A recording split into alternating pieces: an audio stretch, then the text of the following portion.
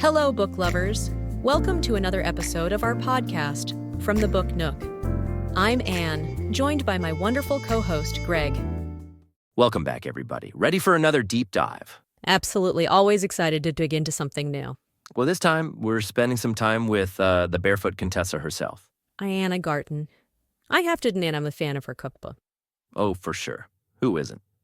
But we're going a little deeper than the recipes today. So no roast chicken this time. We'll save the cooking for later. We're actually diving into her new memoir. It's called Be Ready When the Luck Happens. Ooh, that title already has me intrigued. Sounds like there's a story there. Oh, there definitely is. And we've got a bunch of material to pull from, excerpts from Goodreads, reviews, a little background on Ina's life. Sounds like we're going to get the full picture. What exactly are we hoping to learn from all of this? Well, I'm really curious about, what makes her story so interesting to people. I mean, she's more than just a cookbook author, right? Yeah, she's become a bit of a cultural icon. I think people are fascinated by that journey of hers. And I'm definitely curious to see what we can learn from her experiences. What really struck me going through all this was her career path. You wouldn't believe where she started out. I guess she's got that famous store in the Hamptons, the Barefoot Contessa. Exactly. But before all that, she was working in a completely different world. We're talking the White House, policy memos, nuclear energy. Whoa, hold on. The White House? That's not exactly a typical path to celebrity chef. Not at all. I mean, she was writing memos directly to President Ford. Pretty far cry from those delicious-looking recipes she's known for. That is quite the career shift. So how does she go from nuclear energy to, those amazing chocolate cakes? Well, that's where things get really interesting. She talks about seeing a newspaper ad for this little specialty food store. You guessed it, it was called the Barefoot Contessa, out there in the Hamptons. And get this, she just decided to buy it. Oh, wow. Just like that. She'd look a pretty big reap. And that's where that title comes in. Be ready when the luck happens. Right. So it wasn't just luck, but being ready to, jump on that opportunity. Exactly. Yeah. She saw the potential, trusted her gut, and boom, her whole life changed. And it wasn't just about the food either. Her relationship with Jeffrey, I have heard their love story is a big part of the book. It definitely is. And it seems to have resonated with a lot of the reviewers. I mean, they met when she was only 17, on a date with his friend, no less. Talk about a meet cute. It sounds like they've really built something special together. And from what I've heard, Jeffrey's been incredibly supportive of her career. Absolutely. He seems like the ultimate partner, always there for her, encouraging her. But, her journey wasn't all sunshine and roses. Ray, I remember reading something about her childhood being pretty difficult, especially in a relationship with her father. Yes, some reviewers pulled out this quote where she talks about him not really believing women could achieve much. It sounds like that really shaped her drive and ambition, almost like she was determined to prove him wrong. That's powerful. I mean, turning those negative experiences into fuel for your success, definitely something to think about. There's another aspect of her life she talks about that I thought was really interesting, and it seems to have resonated with a lot of readers.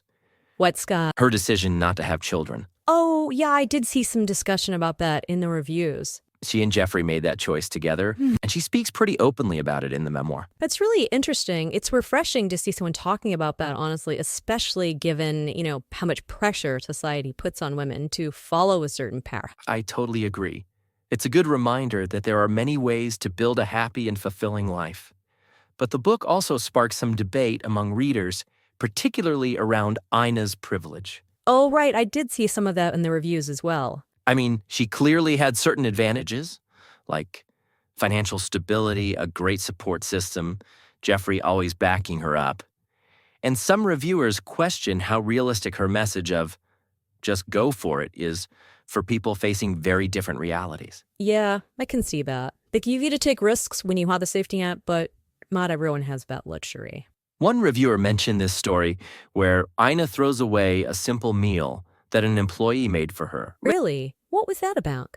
It's just this little anecdote, but it really struck a chord with some readers. They saw it as kind of tone deaf, like a disconnect between her world and the everyday struggles a lot of people face. I can see how that would rub some people the wrong way. It does make you think about how our own experiences, our own backgrounds shape our perspective on things. For sure. So it seems like we've got this really interesting mix here. This heartwarming love story, inspiring career advice, but also this glimpse into a world that might feel, well, a little out of reach for some people. And then there's this whole debate about privilege and whether her message really applies to everyone. Definitely a lot to unpack there. I'm curious to see how it all comes together as we dig deeper into the specifics of her story. Me too. I think it's going to be a fascinating journey. Absolutely. Ready to keep diving in? Let's do it. One thing that really jumps out at me from these reviews is how many people talk about Ina's strength. Like, she has this warm personality, but there's also this real determination underneath. Yeah, I get that. She definitely comes across as someone who knows what she wants and goes after it. One reviewer even called her a force to be reckoned with. I like that. And you can see that strength in all these different parts of her life. Even back when she bought that store. She really knew her stuff, did her research, didn't let anyone push her around in that negotiation. It's true. Almost like her time in the White House prepped her for that, dealing with all that policy stuff, having to hold her own. Right. And then she takes that confidence into the food world. It all ties back to being ready for those opportunities when they pop up. Definitely. Like that line in the book description. Ina's gift is to make everything look easy, yet all her accomplishments have been the result of hard work, audacious choices, and exquisite attention to detail. Oh, yeah, that's a good one. Because it's true, she makes it seem so effortless. But there's this dedication behind it all. It's like a reminder that being good at something, whether it's, cooking or running a business, takes more than just talent. It's the hard work, the attention to every little detail. Absolutely. And of course, we can't forget about Jeffrey in all of this. It sounds like their relationship is a huge part of her success. Oh, for sure. The reviewers constantly talk about how supportive he is. Yeah.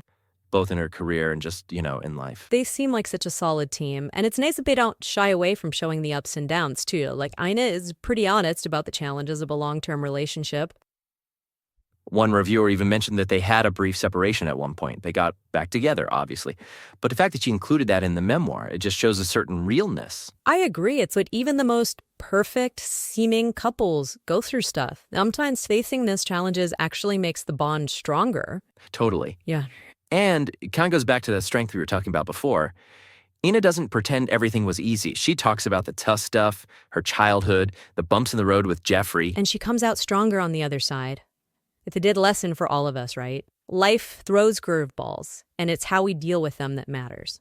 But, there was one thing in the book that some people weren't so happy about. Oh, you mean the whole thing about her life in the Hamptons? Yeah, that's it. Some readers loved it, the descriptions of her beautiful home with the fancy parties. But for others, it felt a little, out of touch, like a world that most people could only dream of. It's a tricky thing, isn't it? For some, it's just pure escapism, like a peek into this glamorous world they'd love to be a part of. But for others, it highlights that gap between the haves and have-nots. Exactly. Like, Ina's story is inspiring, but it can also make you think about, privilege and how that plays into achieving your dreams and makes you question what success really means and if it always comes down to money and status. That's a really good point. Definitely makes you think. It's like her story sparks all these different reactions. Some people are totally caught up in the romance, the beautiful homes, the parties. But others, they walk away thinking about these bigger issues. Right, like privilege and who gets to tell their story. Because, let's be honest, Ina's world is, it's a pretty specific world. Mostly white, mostly wealthy. And some reviewers really pointed that out. They felt like, her message of be ready when luck happens, it doesn't really apply to everyone. If you're struggling just to get by, taking a big risk like buying a business, that's not even an option. That's where that story about the employee's meal really stood out. Because for some people, throwing away food like that is just unimaginable. But for Ina, it probably wasn't even a big deal. And it makes you wonder, how much do our own experiences shape the way we see the world? And are we even aware of those blind spots, Absolutely. We all have these different lenses we're looking through, and sometimes those lenses make it hard to see things from someone else's perspective. And it's not just about individual experiences, right? Mm. It's about whose stories get told in the first place. If we only hear from people like Ina, people with a certain amount of wealth and status, then we start to think that's the only way to be successful. And that's not true at all.